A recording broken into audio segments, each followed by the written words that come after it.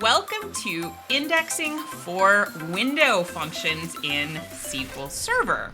Today, we are going to cover just a quick overview of what window functions are.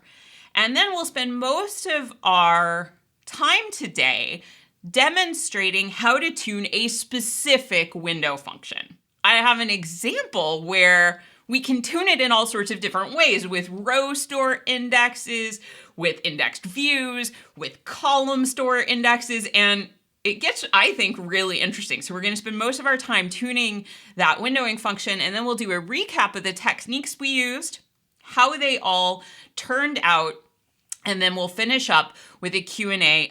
Before we dig into tuning, just quick concept. When I say window function, what do I mean? The terms for this are getting kind of interesting. In books online, they do use the term windowing function, and the term windowing function isn't just specific to SQL Server. There are other database engines where they talk about windowing functions too. What we're talking about when we talk about windowing functions are looking at a row in the context of a window of data. So if I want to do something like row numbering, okay, I want to number my rows, and maybe I want to do a window, of number. Maybe I want to number a set of rows in a group, right? And then restart my numbering for another group.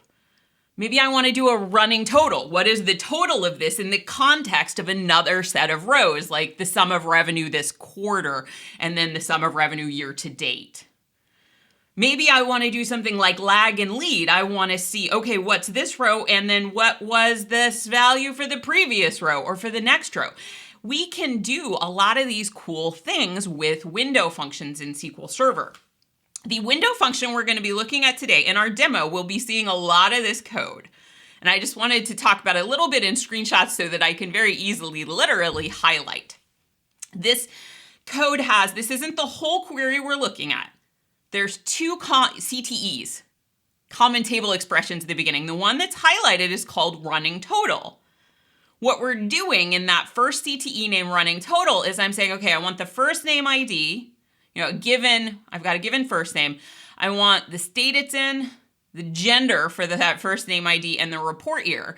And then I want to sum up the name count over, and then we get into the guts of our window function. When I say partition by, what we're doing is we're breaking this into groups. I want to group by the first name ID, the state code, and gender. The word partition is a little confusing here. We aren't talking about table partitioning. This is specific to the windowing function. So that over keyword right before partition by is introducing, okay, I'm summing up name count over groups of the first name ID, state code, and gender.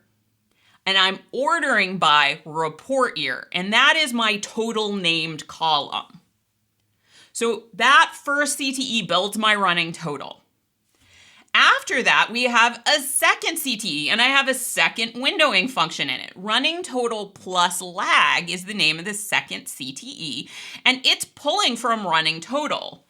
Running total itself, if you look at the from in there, it's pulling from a table named ag.firstname by your state. So we're accessing the table in the first CTE. In the second CTE, we're actually accessing running total because I want to say, okay, how many were, based on that group of first name ID, state code, and gender, how many total had that name the year before, right? So what I'm doing with my running total is what I want to know is when the total amount of first names get that name based on, they're divided up by first name ID, state code, and gender, because I don't want to, sum up the names for all the Chris's who are male and female. I want to keep the baby names separate. But I want to keep track of, okay, what was their name this year and then the previous year, because our query is going to look at when did they cross a given threshold. When we're more than X number of babies, when did they get this name based on first name ID, state code, and gender, and report year. See how I'm ordering by report year. So I'm using my window functions in a fun name here, and what we're looking at is breakthrough values. When did a name break through getting, this X number of babies given this name based on that windowing function? So let's dig in and see how we can tune this. We're asking a lot in this windowing function. Not only am I doing a running total, right? But I want to look at the running total for this year and the previous year all together. So here is our code that we saw in that setup slides there, and I'm just going to highlight it. So we've got running total, our CTE with that running total in it. We've got running total plus lag that says, okay, what was the running total for the prior year? And here's the guts of our query. This is not pretty T-SQL, and that's on purpose, because in the real world, we don't always get to deal with pretty T-SQL. What we're saying in the guts of this is, all right, we want the data from running total plus lag, because it has total named. It has everything we want in it in running total plus lag. It has the lag information as well as the running total. We want that data. We're going to join to ref.firstname where we can actually translate out and see what are the names. And then we've got some predicates in here. We're passing in a threshold parameter. So if the threshold parameter is null, then we're going to say, okay, we're going to set a threshold of 100, right? So if you don't pass in a threshold, we'll just assume, okay, when did the names get past the 100 babies with that name for that gender in that state for that year, right? Or what year did they pass that value in? I think I said that wrong. Or if threshold isn't null, then we'll take the threshold that's passed in and use that one, right? So we do allow threshold to be null, and then we kind of handle it. And this is where we're saying, okay, we're looking at the running total and then saying, okay, in the previous year, they had less than that amount, and then they passed that amount in the current year. So total named prior year less than threshold. So let's go ahead and create our procedure there. We now have the popular names procedure created. I have not indexed this yet. We are going to give this a first run, and let me actually turn on my actual execution plans with this button here. We're going to turn on our actual plans and give this a first run. Right now, the table this is looking at, ag.firstname by year state, it has a clustered primary key on it.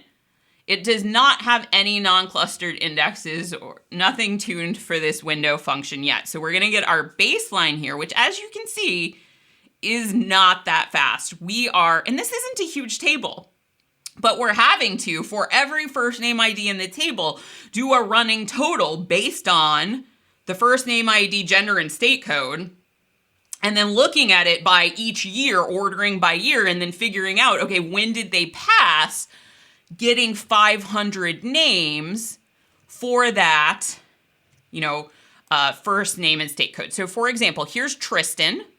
In Arkansas, for males named Tristan, it was 2015. In 2014, there were 492 Tristans. In 2015, there were 505 Tristans. And this is for 2015 in Arkansas. This is the set of names, that passed that threshold that year.